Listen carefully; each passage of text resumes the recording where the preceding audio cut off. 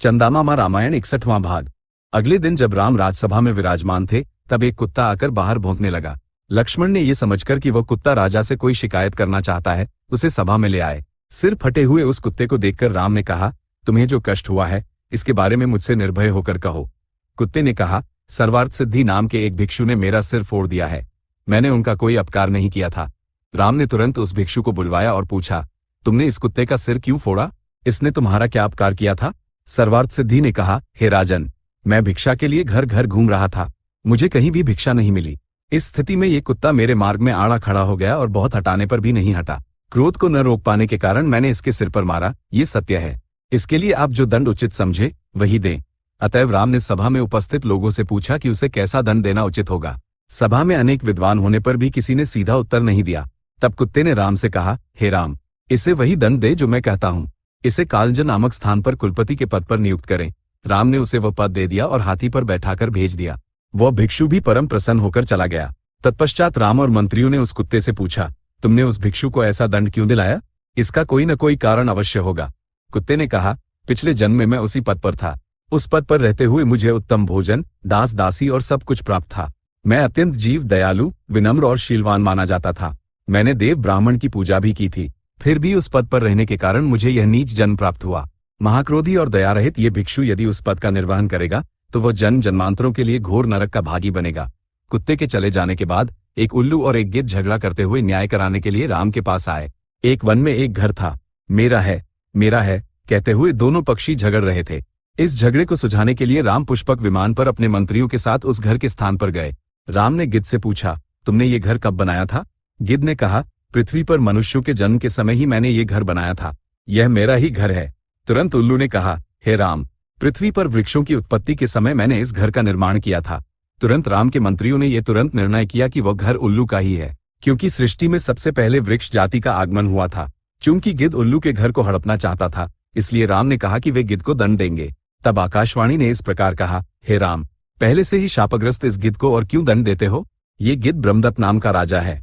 वह महाधनी, शूरवीर और सत्यव्रती था। उसके घर गौतम अतिथि बनकर आए थे। राजा ने स्वयं गौतम को अर्घ्य और पाद्य अर्पित किया था। जब गौतम ब्रह्मदत्त का आतिथ्य स्वीकार कर रहे थे तब एक दिन उनके भोजन में भूल से मांस आ गया। उसे देखकर गौतम क्रोधित हो गए और राजा को गिद्ध बनने का शाप दे दिया। उसके बाद गौतम ने यह भी कहा था कि इक्ष्वाकु वंश में जन्म लेने वाले राम के स्पर्श से शाप मुक्ति प्राप्त होगी। आकाशवाणी की यह बात सुनकर राम ने उस गिद्ध को स्पर्श किया। तुरंत वह गिद्ध एक दिव्य पुरुष बन गया। उस पुरुष ने राम के प्रति कृतज्ञता प्रकट की और चला गया। यमुना तट पर रहने वाले 300 से अधिक मुनि एक दिन राम के दर्शन के लिए आए। उनके द्वारा कलशों में लाए गए जल, फल और अन्य भेंट स्वीकार कर उन सबको सुखपूर्वक बैठाकर राम ने उनके आने का कारण पूछा। मुनियों ने राम से निवेदन किया कि लवणासुर नाम का राक्षस उन्हें कष्ट दे रहा है और वे चाहते हैं कि राम उन्हें उस कष्ट से मुक्ति दिलाएं। ये लवणासुर मधु नामक राक्षस का पुत्र था। मधु ने रुद्र के प्रति बहुत दीर्घ तपस्या की थी और उन्हें प्रसन्न किया था। उसके फलस्वरूप रुद्र ने अपने त्रिशूल में से एक और त्रिशूल बनाकर मधु को देते हुए कहा, जब तक ये तुम्हारे पास है तुम्हें कोई पराजित नहीं कर पाएगा। मधु ने शिव से प्रार्थना की कि यह त्रिशूल उनके वंश में ही रहे। शिव ने कहा, तुम्हारे उपरांत ये त्रिशूल केवल तुम्हारे पुत्र के पास रहेगा, उसके बाद नहीं। उस मधु ने रावण की बहन कुंभीनसी से विवाह किया था। उनका पुत्र लवण हुआ। वह बचपन से ही महापापी था। उसे सही मार्ग पर लाना मधु के वश में नहीं था। मधु जब वरुण लोक जा रहा था तब उसने शिव द्वारा दिया गया वह त्रिशूल लवण को दे दिया। उसकी अद्भुत शक्ति को जानकर लवण और भी उद्दंड हो गया और सबको अधिक कष्ट देने लगा।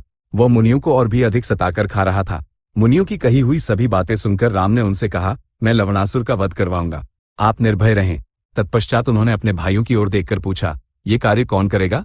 भरत ने कहा कि वे ये कार्य करेंगे, किंतु शत्रुघ्न ने भरत से आगे आकर कहा कि वे स्वयं लवणासुर का वध करेंगे और उनके रहते हुए भरत का कष्ट उठाना उचित नहीं है, क्योंकि भरत ने पहले ही नंदीग्राम में रहते हुए पर्याप्त कष्ट सहे हैं। राम इसके लिए मान गए और शत्रुघ्न को मधुपुर के राजा के रूप में अभिषिक्त करने की तैयारियां की। जब एक राजा मरता है तब दूसरे को तुरंत राज्य का भार संभालने के लिए तैयार रहना चाहिए। शत्रुघ्न का राज्याभिषेक उत्सव समाप्त होते ही राम ने उन्हें एक बाण दिया और कहा, ये बाण मधु कैटभ का वध करने वाला है। इसे मैंने रावण पर भी प्रयोग नहीं किया था। इससे तुम लवणासुर का वध करो। एक और बात, लवण के पास शिव के त्रिशूल के समान एक शूल है। जब तक वो उसके हाथ में है कोई उसे जीत नहीं सकता। लवण का त्रिशूल सदैव उसके पास ही रहता है। इसलिए तुम ऐसा करो कि जब वह नगर छोड़कर कहीं बाहर गया हो तब तुम नगर द्वार पर घेरा डालो और जब वह वापस आए तब द्वार पर ही उसे रोककर उसका वध कर दो। किसी भी स्थिति में वह नगर के भीतर प्रवेश न कर सके और त्रिशूल उसके हाथ नहीं लगना चाहिए। इतना ही नहीं, शत्रुघ्न पहले अपनी सेना भेजें और फिर स्वयं अकेले जाएं। लवण को ये पता नहीं चलना चाहिए कि कोई उसका वध करने आ रहा है। ग्रीष्म ऋतु में ही सेनाएं गंगा के उस पार पहुंचकर वहां ठहर जाएं। शत्रुघ्न वर्षा ऋतु के आरंभ में धनुष बाण लेकर प्रस्थान करें और लवणासुर का वध करें। इस प्रकार राम ने युद्ध की गति निर्धारित की। उसी प्रकार शत्रुघ्न ने पहले अपनी सेना भेजी और 1 मास व्यतीत होने पर स्वयं प्रस्थान किया। मार्ग में वे 2 दिन तक वाल्मीकि के आश्रम में रुके। वाल्मीकि ने उनका आतिथ्य सत्कार किया और बताया कि वह आश्रम कभी रघुवंशियों का ही था तथा उसकी कथा इस प्रकार सुनाई। रघुवंश में कभी सुदास नाम के एक राजा थे। उनके पुत्र मित्रस थे। कम उम्र में ही वे शिकार के लिए गए और वन में 2 राक्षसों को देखा। वे राक्षस बाघों के रूप में घूमते हुए जो भी मृग दिखता उसे खा जाते थे और पूरे वन को नष्ट कर दिया था। कहीं भी एक मृग शेष नहीं था। उसे देखकर मित्रसा को बहुत क्रोध आया। उन्होंने उन दोनों राक्षसों को देखते ही उनमें से एक को मार दिया। तब दूसरे ने कहा, पापी, अकारण ही मेरे साथी को मार दिया ना, अब देख मैं तेरा क्या करता हूं, और वह अदृश्य हो गया। कुछ समय व्यतीत हुआ। उस राजा ने उसी आश्रम में एक विशाल अश्वमेध यज्ञ किया। वशिष्ठ ने ही वह यज्ञ करवाया था। यज्ञ पूर्ण होते समय वही राक्षस जो राजा से शत्रुता पाले हुए था वशिष्ठ के रूप में आया और बोला, हे राजन, यज्ञ पूर्ण हो गया है, मुझे उत्तम मांस का भोजन कराओ।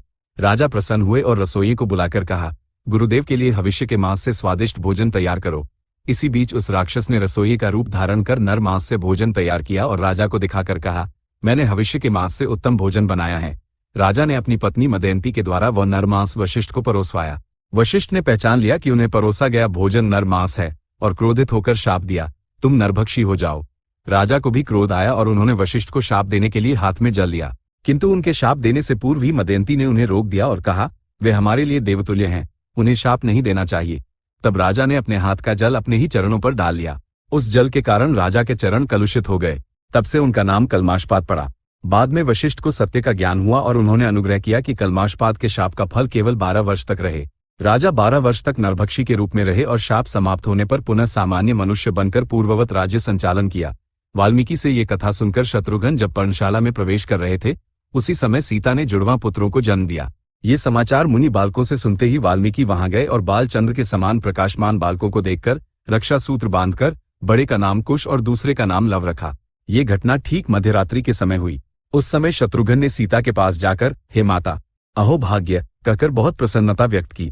अगले दिन उन्होंने वाल्मीकि से विदा ली और पश्चिम की ओर यात्रा करते हुए 7 दिनों में यमुना तट पहुंचे और वहां के मुनियों के आश्रमों में समय व्यतीत करते हुए वो रात्रि बिताई।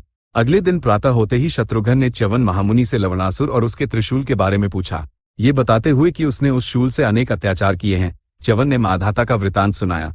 अयोध्या के राजा युवनाश्व के पुत्र माधाता थे। महाबलशाली माधाता ने पृथ्वी के सभी राजाओं को जीतकर स्वर्ग को भी जीतने का निश्चय किया। ये जानकर इंद्र आदि देवता भयभीत हो गए। इंद्र का आधा सिंहासन और देवताओं की सेवा की कामना लेकर आए माधाता से इंद्र ने प्रेमपूर्वक कहा, पहले भूलोक को पूरी तरह जीत कर आओ, तब हम देवलोक तुम्हें दे देंगे। माधाता ने कहा, यह क्या बात हुई, भूलोक तो मैं पहले ही जीत चुका हूं, वहां मेरे आदेश का कोई विरोध नहीं है। इंद्र ने माधाता से पूछा, मधुवन में लवणासुर नाम का एक राक्षस है, क्या वो तुम्हारे अधीन होकर चल रहा है? माधाता लज्जित होकर सिर झुकाए पृथ्वी पर लौट आए और लवण को जीतने के लिए सेना सहित निकल पड़े तथा दूत के द्वारा लवण को आत्मसमर्पण का संदेश भेजा। लवण ने उस दूत को पकड़कर खा लिया। बहुत समय तक दूत के वापस न आने पर माधाता ने लवण पर युद्ध आरंभ कर दिया। लवण ने माधाता को देखकर उपहास किया और अपना शूल चलाया, जिसने माधाता सहित उनकी पूरी सेना को भस्म कर दिया। च्यवन ने यह बात बताकर कहा, तुम्हें उसे उसी समय मारना होगा जब वो त्रिशूल उसके हाथ में न हो। तुम कल ही यह कार्य कर पाओगे। वो रात्रि बातचीत में सहज ही बीत गई। चंदामामा रामायण 61वां भाग संपूर्ण। अधुना स्वस्ति।